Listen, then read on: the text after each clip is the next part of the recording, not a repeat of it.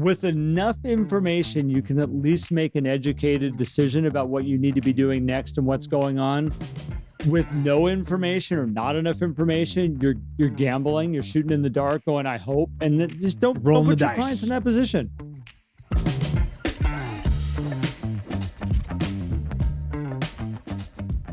Welcome to Life at 10 Tenths, where we inspire people to live at their pinnacle of their abilities and purpose. Today, we got Matt and Garrett back with you again. We're excited to be with you on this journey. And Matt, good morning, sir. How are you? Good morning to you, man. I'm great, man. I'm very, very great. How are you? I'm having a good morning. I wish my house was done. We are literally living on our back porch right now. So, okay, we won't take too much time on this, but in life, as you adult and you grow up, you go through moments of, do we live in the house while we renovate it, or do we move out while we renovate? And it's a choice that all of you will probably make at some point. And multiple times I have chose the live in the house while renovations are happening. And every time I do it, I say never again. But as of right now, and then you do it again. We are eating Chinese food on the back porch, basically every night. I've actually thought about moving the TV onto the back porch, but I haven't done that yet. I'm actually enjoying not having any TV in my life right now, which is great. That is a good thing. That is a good thing. So, well, you'll get through it soon. And I want to just say real quick, thanks everybody for joining and remind you guys, go to life@10tenths.com and drop in your email, and you're going to get all the information about what we're doing here. So if you're new to the podcast and you're like, hey, what is all this? Who's Matt and Garrett? Just go to life@10tenths.com, drop in your email, and we'll let you know what it's all about and all the different places that you can go and join us and build community and all that kind of stuff, and hear even more stories and probably pictures of what Garrett is going through in his world right now. I appreciate you jumping in and taking care of all the important logistics. But yeah, please, if you are interested in following us, learning more, life@10tenths.com, go there. You can put in your email address. You'll get updated on everything we got going on. So, well, we got a good topic, Garrett, that you brought up, which has to do with pricing, this is a conversation that's happening a lot right now in our coaching conversations. Is I got these properties, they're not selling, and it seems like it's priced right. I don't know what's going on. And so we need to address this. We talk about this pretty often on the podcast, particularly now, but it's come up again. What I'm starting to watch is the word is price sensitivity that I'm hearing people use out there. Is, oh, this market's really price sensitive. And it's funny, I'm doing a ton of analyzation of the market right now, and we're finding these different tiers, these different pockets. I've seen everything from one market that I have my numbers over on my other desk, but it's like, if you go into the lower price point, 98% odds that a property will sell in a 30-day time period. And then it shifts to like less than 25% will sell if you get up over 600. And this is in Iowa. And you start looking at this and say, okay, it shifts from 98% in 30 days will sell to less than 25% will sell in a 30-day time period. And everybody's going, oh, the whole market's price sensitive. No, it's not. That lower end up there, it isn't price sensitive. There's a lot of buyers. They're running all over the place. They're picking up everything they can possibly pick up. The other price range over 600, if you're feeling like your property is price sensitive, is because you're overpriced. Like, what does price sensitivity even mean? Like, oh, it's price sensitive. Well, okay, sensitive to price. Yeah, it's always sensitive to price, because if you aren't priced in a proper range where buyers feel like they're going to be able to negotiate a successful contract, then it's always sensitive. We got a feeding frenzy in one side of the marketplace in there. And by the way, I'm finding this everywhere. I've done Beverly Hills numbers. I've done, San Francisco. I've done Seattle's. I've been looking at all these numbers, Houston, and all these different marketplaces that we coach in. And all of them there's these very defined pockets of how these marketplaces are working right now. And yes, every agent's like, I've got listings that are just sitting here and I don't know why. And it's really funny. It's like the conversations as you continue to go and you continue to dig, all of a sudden the realtor will say, I might be overpriced. Like I think I need to have a conversation with my people. And then, or a month will pass and the listings are still sitting there and they're like, oh, darn it, they're overpriced. I got to figure out how to get my clients to see this. So if you find yourself kind of like coming into that place of like, this doesn't make sense, everything seems right, the property is nice, it's staged right, it's clean, it's an awesome, we presented it correctly, it's on the MLS, pictures are amazing. If people aren't making offers, we got to figure out what's going on here. And I do get it. One thing, Matt, that I've really been watching right now and doing a lot of research on is consumer debt out there. Their delinquencies are up for credit card debt. Personal loans are on the rise. There's lots of stuff happening out there, which you could sit there and say, oh, buyers are price sensitive. I would also say is that buyers are overextended and it's a tougher decision if they're going, do we want to take on more debt? We want to extend ourselves out even further, which then usually when all this stuff comes up, prices sometimes settle or come down, which means you need to price it correctly. There's so many factors that go into this too. And everybody's looking for the right answer. And I wish it was easy as saying, this is the key. This one thing will help you do it, because I had a conversation with an agent yesterday, right? About property sitting on the market for a week. I was like, oh, that's so terrible. You've been on the market for a week. But he's like, but it's weird. Every other property in this price range has gotten showings in that first week. And we had an open house and had some people through, but no scheduled showings. And he said, well, like what does it look like if we don't have showings? How far overpriced could we potentially be? And it's like, well, from what I learned back when I was in New Jersey from Jeff Otto, ran this great biannual market update. He's a big appraiser up there. And he would always talk about if you have no showings, you're about 10% or more overpriced. If you're having showings and no offers, you're probably in that 5 to 10% range.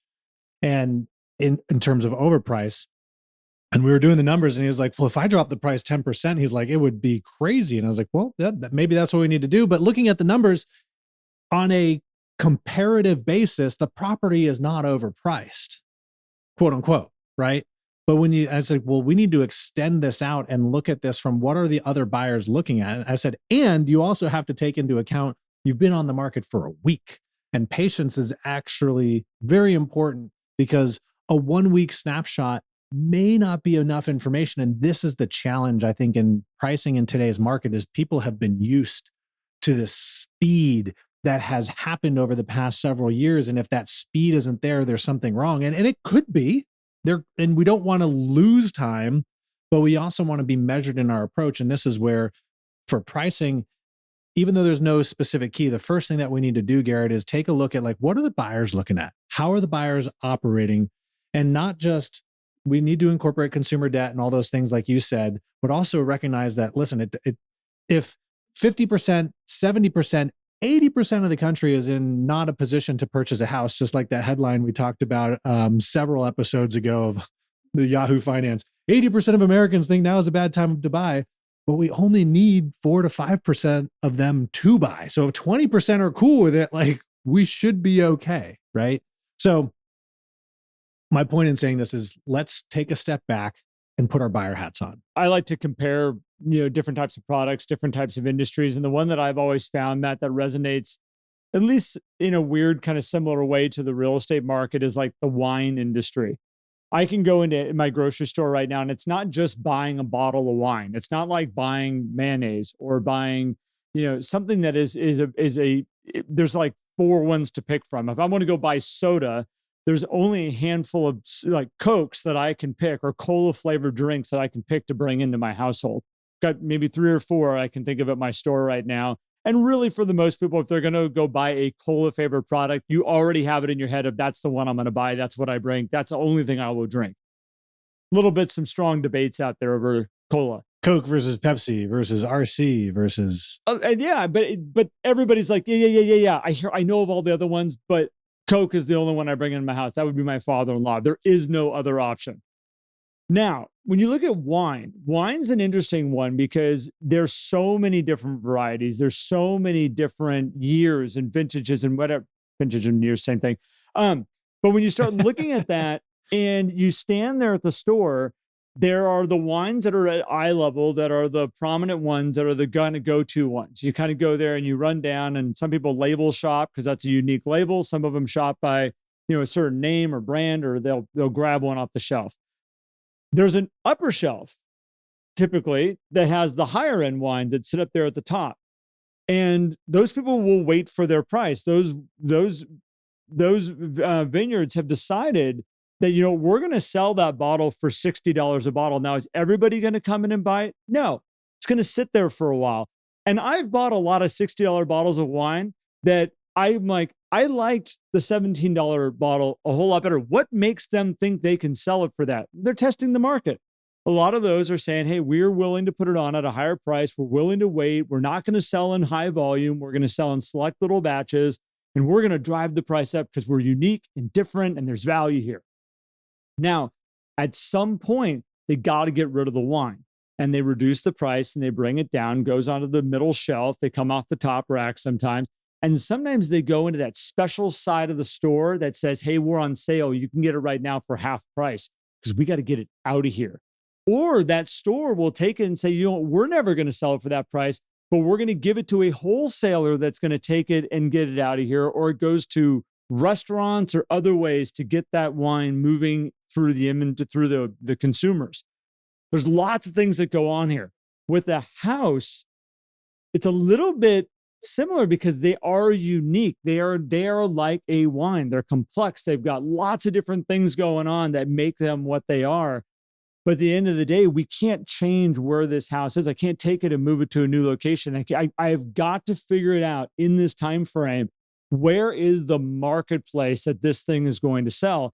I love what you said, Matt, and it's very true that there's these things you can look at. I always say the market's going to tell you everything you need to know about how you put that home on the market. The minute it hits, you get no showings, we're well overpriced. If it's no showings, no nothing, we're well overpriced. If you get people coming through your house and saying they really like it, but they're not writing offers, we're really close. We're in the ballpark. We're right there. We just got to do some fine tuning.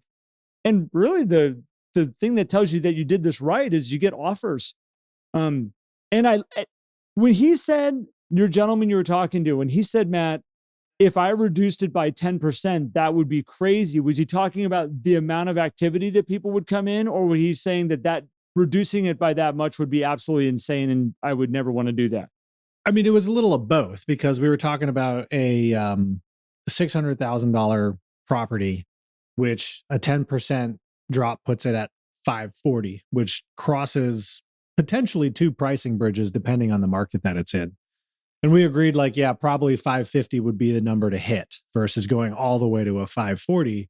But he was like, looking at the market, he's like, that would just be so much lower than comparatively to all these other things given the product. But the one thing that we hadn't really explored was, and we've talked about this before too, is when you go neighborhood specific, you are comping to like properties, which is a good thing, right? You got school district comparison, you got amenity comparison, you got location comparison. I mean, you could go down into micro of location in the neighborhood, but this is a good property looking at everything that has gone under contract and sold, but this one neighborhood turns over infrequently. And I said, well, maybe because of that infrequency, we could be missing some new market dynamics that aren't showing up in how properties are moving this neighborhood because there's only a handful that are kind of sell every year or even go on the market every year because it's the only property. I think it was the only property on the market in the neighborhood. And so we just got to expand out, right? And it may not be that it needs to go a 10% drop. It could just be we need a little bit of adjustment to align it so that the buyers who would buy this home actually see it. And this is where I get into people always say, or sellers will say, what are you doing to market my property? And it's like, well, we have to look at all the factors and price is one of those in order to present it to the actual consumers who are the people who can and want to buy this house. If we're overpriced, it's not like somebody's just going to make an offer. Because we'll just use these same numbers. If you have a house listed at 600,000 and the buying population at 600,000 is expecting a certain type of product and you're not that product, It's not like they're going to look at that and go, hey, I can just offer a lower number and get a deal, because they don't want the lower product. They want the $600,000 product. They don't want the 550 or the 500 product. So the 500 and 550 buyers don't ever see it because it's not in their price range. And this is where one thing that Jeff Otto again had taught me through these classes that I attended. And we did an analysis. This is back when I was a manager. This is 2015. We're in a pricing analysis across a lot of counties in the MLS. This was like a multi-day spreadsheet project. And what was interesting is we found that, the last list price of a house, the overwhelming majority of the time was within 3% of the final sales price, right? Not the original list price, the final list price.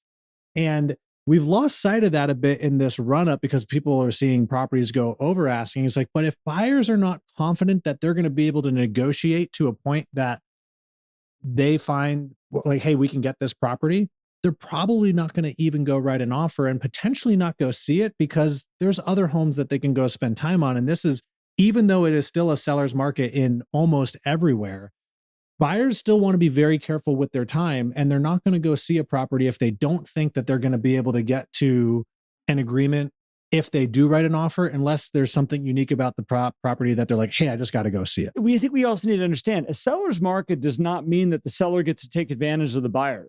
Seller's market means that the power is necessarily, it is in their favor. It is a market that is favoring the seller. There's a lack of inventory.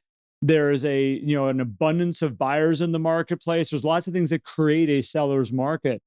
And it just means that it's in your favor, but it doesn't mean we get to gouge the buyers. And I think that's where, when a lot of people hear seller's market, they're like, oh, well, we can crank the price up. We can do this. We can dig in deeper. We can not negotiate quite as much because, again, there's a little bit to it. But really, for the most part, what we're doing is we're trying to find, where is that market at? Where does it exist? Yeah. And I've ruffled some feathers with this in the past, but I am dead set on it. I can pretty much come into any marketplace if you gave me the chance and said, I can sell any property that's bothering you right now, probably within 24 hours. I could have it under contract. Now, would a lot of you sit there and say, well, of course you did, because you lowered the price to yada, yada, yada. And of course, I would buy it. Anybody would buy it. Everybody's going to write contracts on it at that price. Well, yeah. But isn't that the point?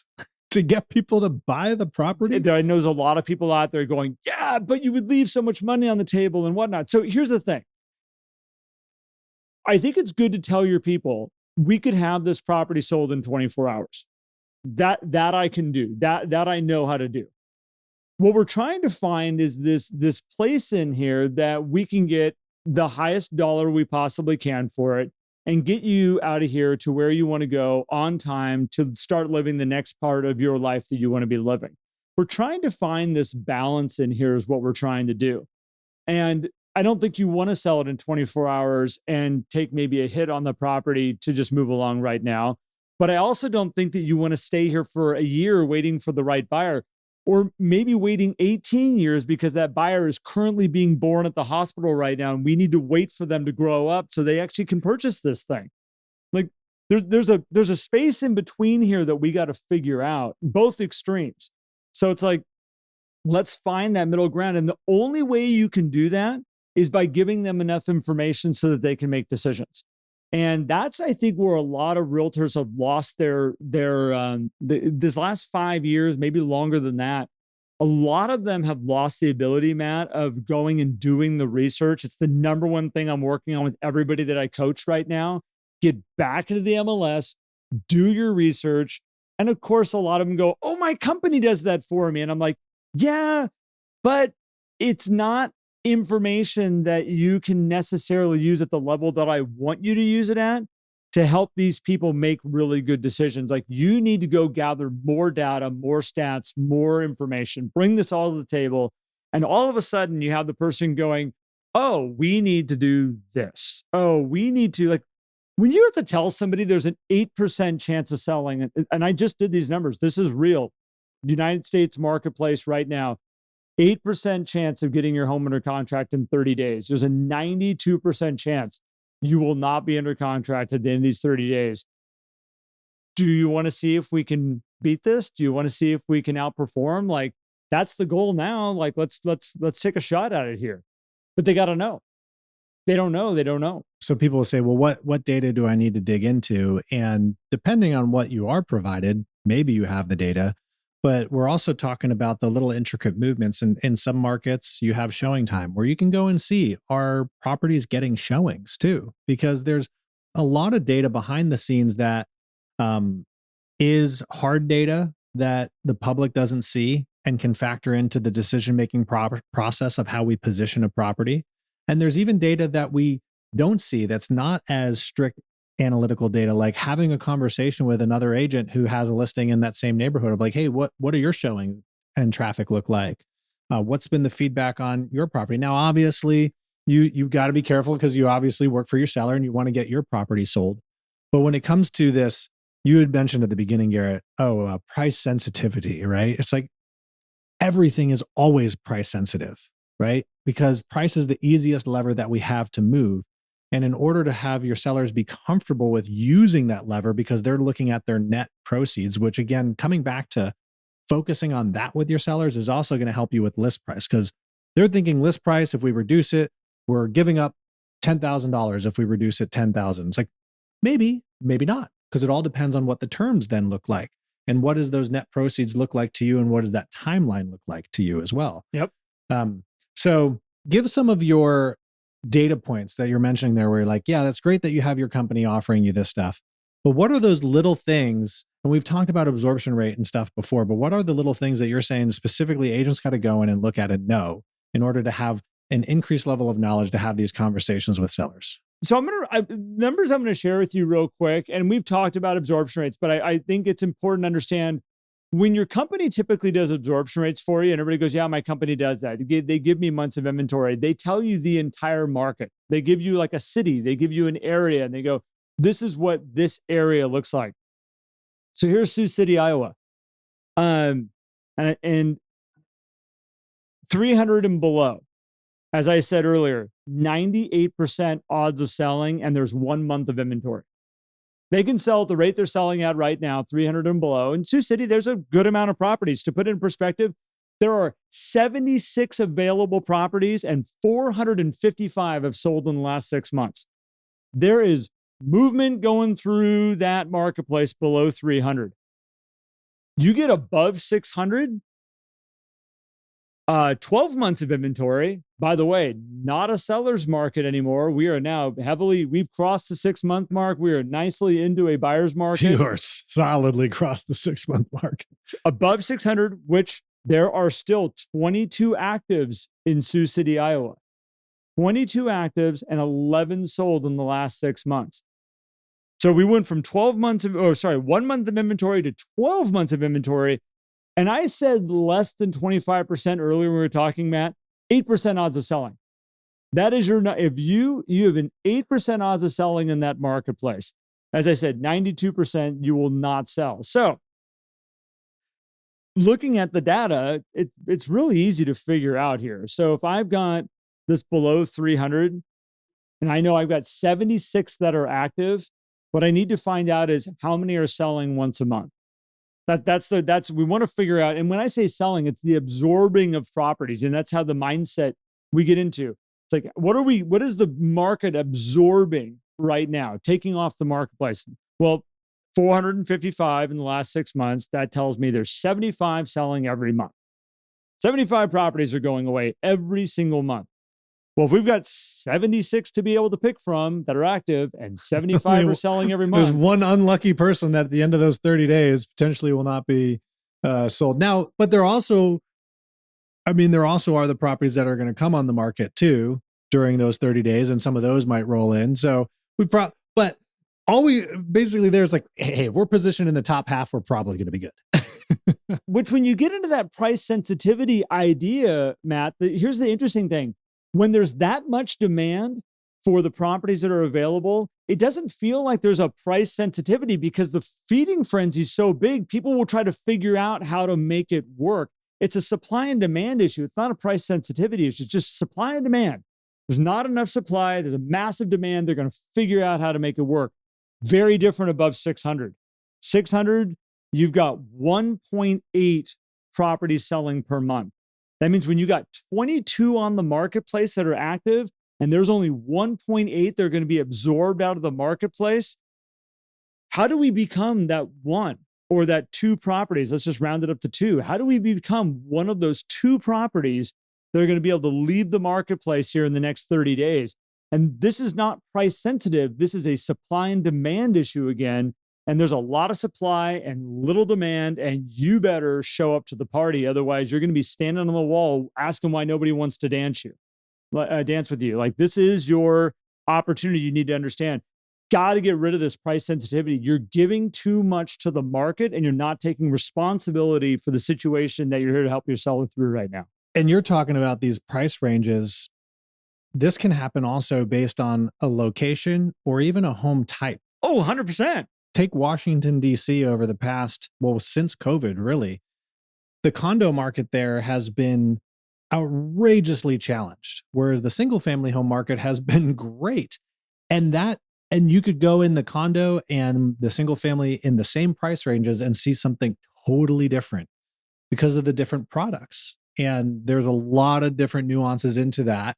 But navigating that is challenging. And so for a lot of the agents that are listing condos and sellers that want to sell condos, they're looking at that data, and you could say, well, in DC, this price range, but they're then having to chop it down to, okay, we got to talk about condos, and we got to talk about condos in these locations based on the buying patterns that are going on, because it's also the challenge too with supply and demand in real estate is understanding where is the demand right now. Because when we're comping against solds, we're seeing where was the demand then. And even with under contracts, it's like, okay, that one went, but how much demand was there for that property that went under contract? We don't know, because we only know that it went under contract. And this is where those conversations with other agents help, and where you can use things like showing time if you have access to it to see what does the showing data look like, because we only see one and one come together in the MLS. It's behind that we can see the real supply and demand. And you have, I saw a headline that Compass CEO Robert Refkin said that we're seeing more sellers than buyers right now. And at the same time, in the same interview, he said the luxury market is also back. Which, okay, those concepts kind of compete in my mind. I got to go watch the whole interview with him, but I would look at that as cash. That's the luxury market. Yeah, but when he says they're seeing more sellers and buyers, he also has access to an entire company of data, right? Where he's seeing agents input all this stuff. So that's where his perspective is coming from, where people can look at the market and be like, well, but the actual supply and demand we see in the MLS doesn't jive with that. It's like, what's going on behind the scenes? So understanding what's going on with your fellow realtor, this is where your office meetings and all these things come into play to help you understand this data. And listen, when it comes down to this, Garrett, too, there's a certain amount of subjectivity that's coming into play. And what we want to do is be able to have the knowledge to have a conversation with sellers so that we can make a decision together. And ultimately, it's the seller's final decision on what they want to do with price. And sometimes we'll choose to be patient, and sometimes we'll choose to make that big move to all of a sudden take that wine from the top shelf and move it right down into the middle. Because in different economic times, like that top shelf could move really fast when times are good. And when times get tight, maybe the middle shelf's going to move a little bit faster than the top shelf. There's a book I won't be able to say the name of it. I remember my dad talking about, he is one of the best readers I've ever seen. He absorbs information. I remember he shared with me one time, you can tell the strength of a marketplace and the strength of consumers depending on what type of toilet paper they're buying. This is, if you really want to know, just go stand outside of any grocery store and look at what type of toilet paper. If they're buying the expensive, fluffy toilet paper, like we're in a stronger financial situation consumer wise. They're buying the cheap thin ply stuff. It's usually because they're doing everything they can to save on the little things that they can. So it's an interesting point, Matt, that you said about the wine. Yeah. It's interesting. And this is where, if we want to go back to the wine for a second, or if we want to go back to, your condo example, is that this is why it's important to do your own numbers, because you can literally, with wine, you can analyze, well, what labels sell better. Most people buy wine by the label. They stand in the store and they walk down, they look at all the labels, and they go like, ooh, that one's intriguing. That one's really fun. I've always been impressed by David Michael. He's a winery out of Lodi, and they've got the craziest fun labels. And I've always looked at it and go like, I buy that bottle almost every single time because of the label. Like I want to see it in my cart. I want to see it in my hand. It's fun to bring it home. It's fun to have somebody pick the bottle of wine up at the table. Luckily it tastes good too. But look at that label and go, that's really cool. I'm buying for those purposes. And a winery could analyze what colors, what imagery, what is it, cartoonish stuff? Is it, what do we want to be in housing? You can run these numbers that I just did on price wise. You can run it on riverfront homes. You can run it on golf course communities. You can run it on, 2-story houses compared to 1-story houses. You can break all this down if you wanted to go look at how this information is so different in our marketplace, where a lot of times it just all gets lumped into one. This is what the companies typically share. This is what the news typically shares.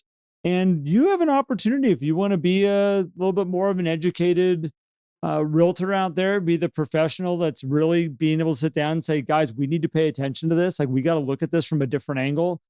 The information's there. You just got to take the time to analyze it, but it's right at your fingertips, right there. Yeah.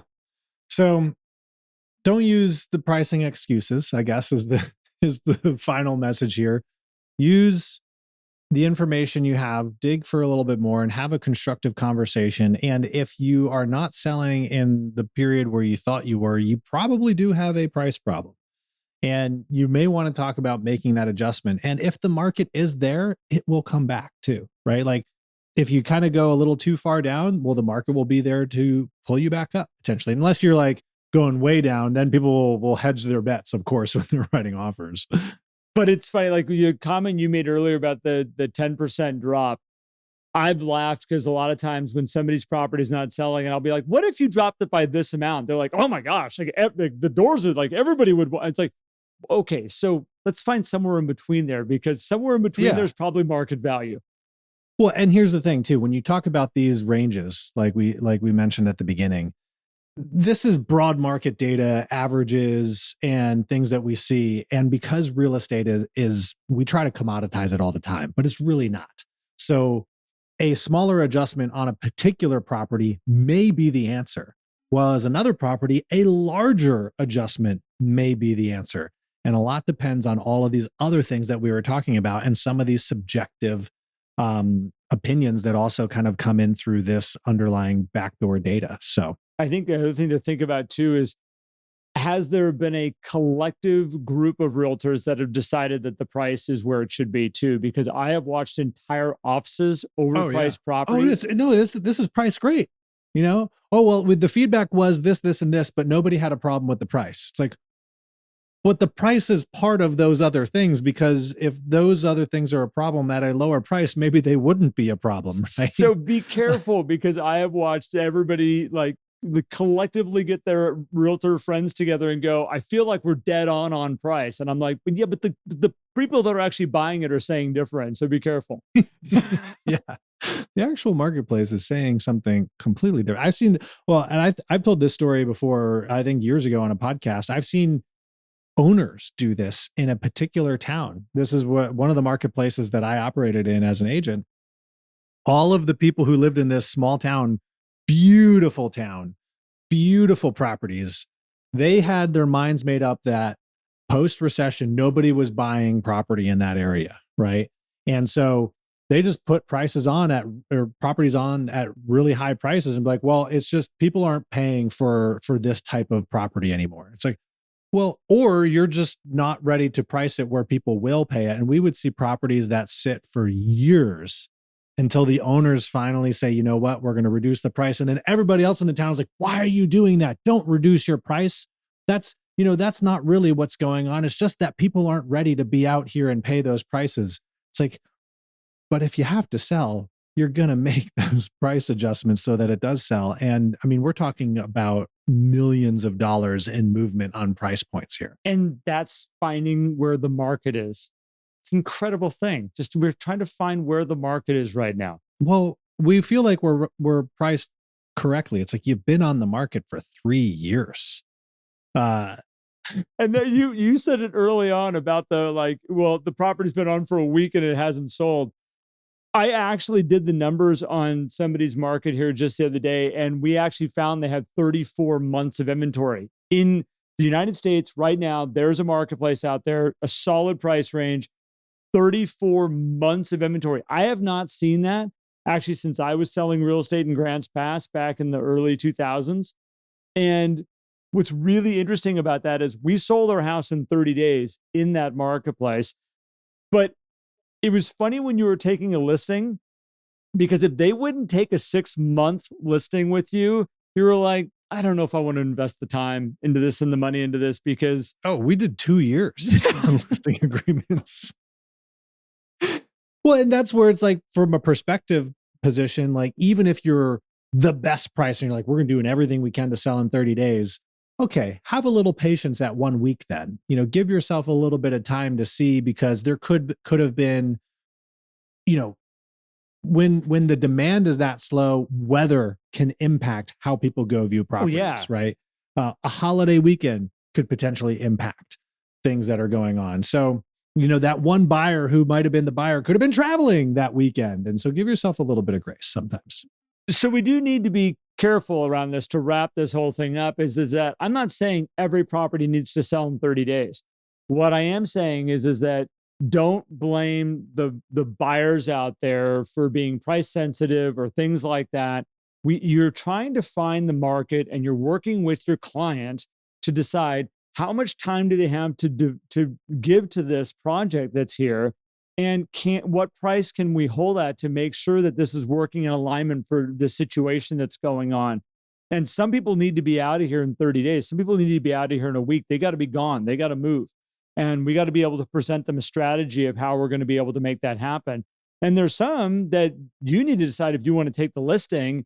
If they're like, yeah, 2 years, not really that big of a deal if we move or not. We love our house, but man, if we can get this price, we'll totally sell.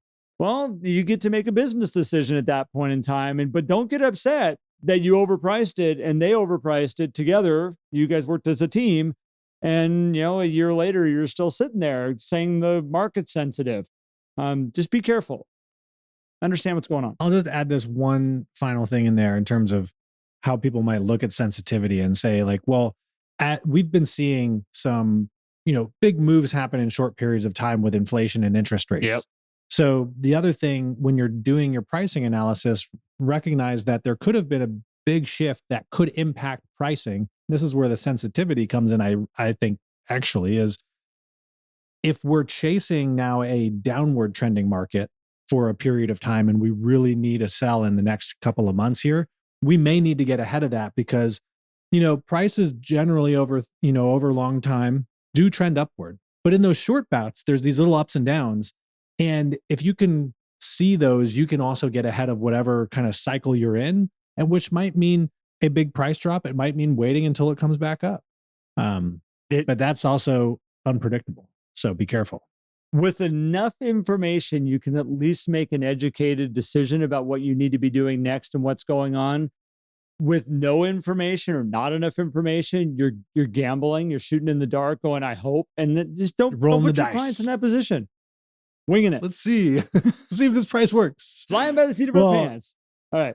Well, gosh, I appreciate you bringing this one up, Garrett. We've talked a lot about price this year already, and we'll probably still talk about it too as we go through these interesting cycles. I think we're just getting into it. We definitely are. So, and if you guys have some interesting stories about pricing and stuff, share them with us. You can reach out directly to Garrett and I. At this point, we're going to have some more information on where the communities and stuff are going to be. And if you want to know, head over to life@10tenths.com, drop your email in, and we will tell you, because we record these things in advance.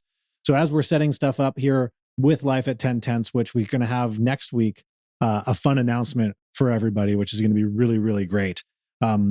And if you want to be a part of that announcement in your inbox so you don't miss it, do go to our website, life@10tenths, spell it all out.com, and drop your email in, and we'll let you know. So We appreciate you guys. Thanks so much for tuning in. Garrett, thank you, man. Thank you as always. Thank you, everybody out there. We appreciate you tons, and we'll be back soon.